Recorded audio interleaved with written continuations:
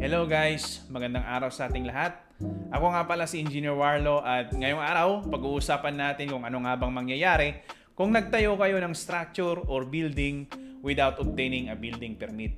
Pero bago ang lahat, gusto ko munang magpasalamat dun sa mga nag-like and subscribe sa channel natin at pasensya na rin kayo kung hindi ko nasundan yung video kasi I was so busy with my job dahil masyadong komplikado na yung construction methodology na nangyayari sa project namin ngayon.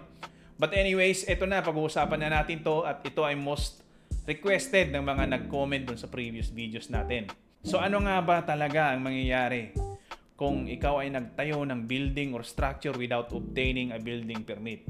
Una sa lahat, pag ikaw ay nagtayo ng building without a permit, you will be charged by administrative fines. Ayon sa Section 212 of National Building Code of the Philippines, PD 1096 of 2005, the revised edition, pwede ka daw multahin ng administrative fine nang hindi lalampas sa 10,000 pesos sa maraming dahilan at kasama dito ang pagtayo ng building without the proper permits.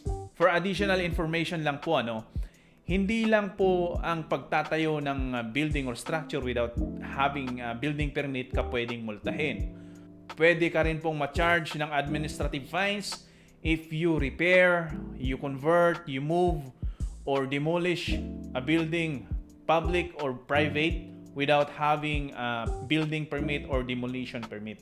Yung mga building naman po na na-construct before the implementation or adaptation of this code at kayo ay nag-add ng structure or nag-repair or nag-convert, kayo po ay pwedeng mamulta without having any permit. Sabihin na natin na nakapagtayo ka ng building or structure based on the duly submitted plans and specifications and you have a building permit. Pero pagkatapos ng project, hindi mo nagustuhan yung outcome at gusto mong i-revise yung layout kunwari ng ground floor at gusto mong i-relocate yung walls kasi nga gusto mong i-revise yung plano.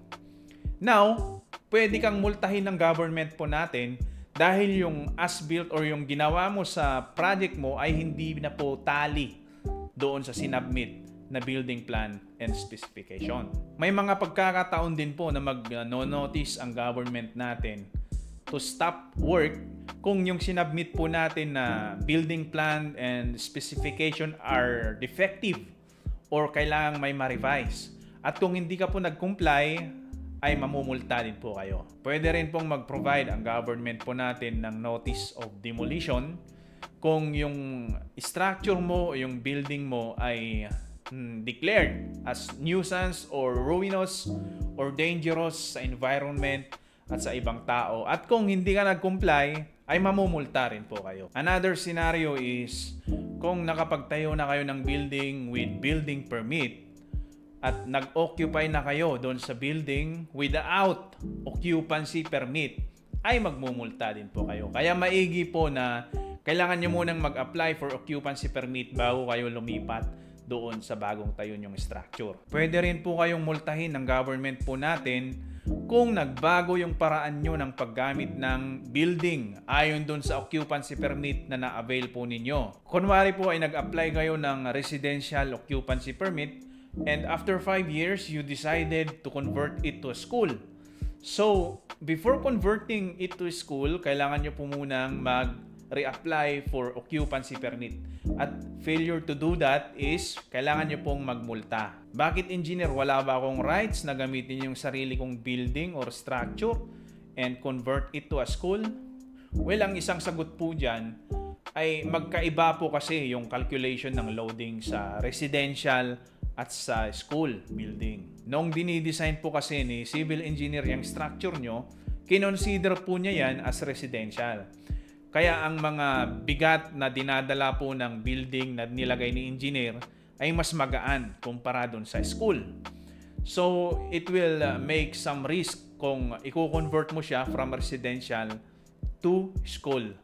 Because hindi siya na-design as a school building. It was designed as a residential building. Kailangan din po nating ilagay yung building permit or occupancy permit doon sa wall or column na madaling makita pag pumapasok po ang mga tao. And failure to do that ay mumultahin ka na naman po ng government. Kunwari po ay may church building kayo at gusto nyo siyang i-convert as a school.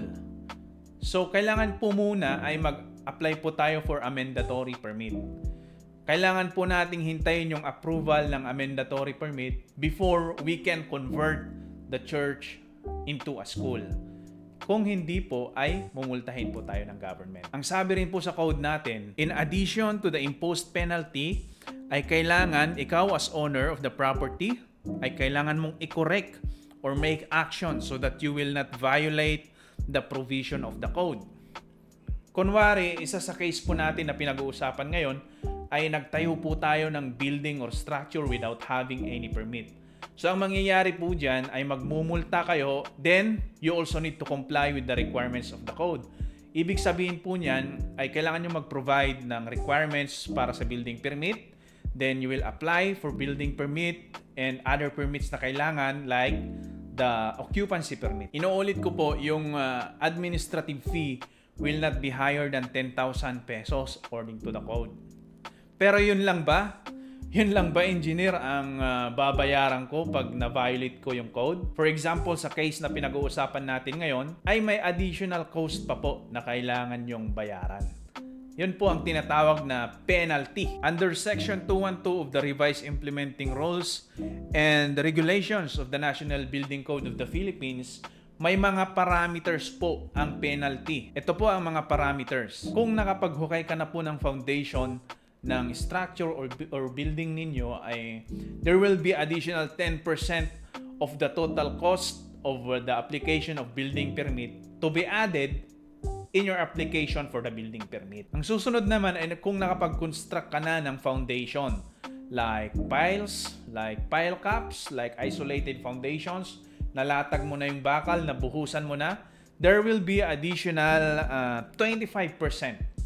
May additional pong 25% from the total cost of application of building permit na mai-add if you're going to apply for building permit. Ang pangatlo ay kung nakapag-construct ka na ng superstructure or yung building mismo ay na-construct mo na 2 meters from the ground, ay mamumulta ka ng 50% of the total application for building permit cost.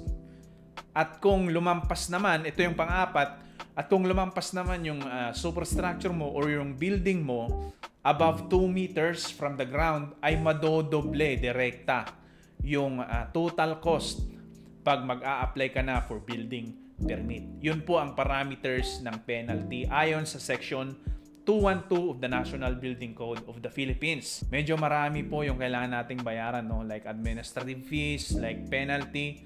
So I would advise na before you construct a building or structure, kailangan po nating sumunod sa tamang proseso. Ngayon po dito sa case na to na nakapagtayo na po tayo ng building or structure without having any permits, during the construction po niyan ay wala pong plano. Or kung merong mang plano na provide pero hindi siya signed and sealed ng professional, mahihirapan pa rin po tayo na mag-apply for a building permit. Bakit? Kasi ganito yan. Ako as an engineer, hindi ko yan basta-basta pipirmahan yung plano or I will not provide any building plans for you because hindi ko naman alam kung anong size ng mga bakal na pinaglalagay nila during the construction of your property. Hindi ko rin alam yung spacing, yung grade of concrete na nagamit during the construction. Well, may mga test naman na pwedeng i-conduct like rebar scanning, coring of concrete, tapos eco-compressive strength test. Pero lahat po ng test na to ay manggagaling sa bulsa mo. And maybe, just maybe, I will sign it.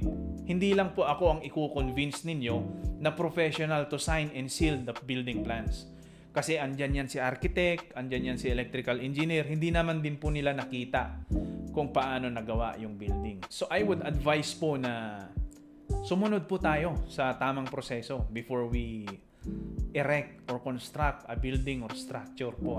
So hanggang doon na lang po. Maraming salamat po sa mga nanood hanggang sa dulo. And kung nakatulong man po ako sa inyo, paki-like and subscribe naman po sa channel po natin. Maraming salamat.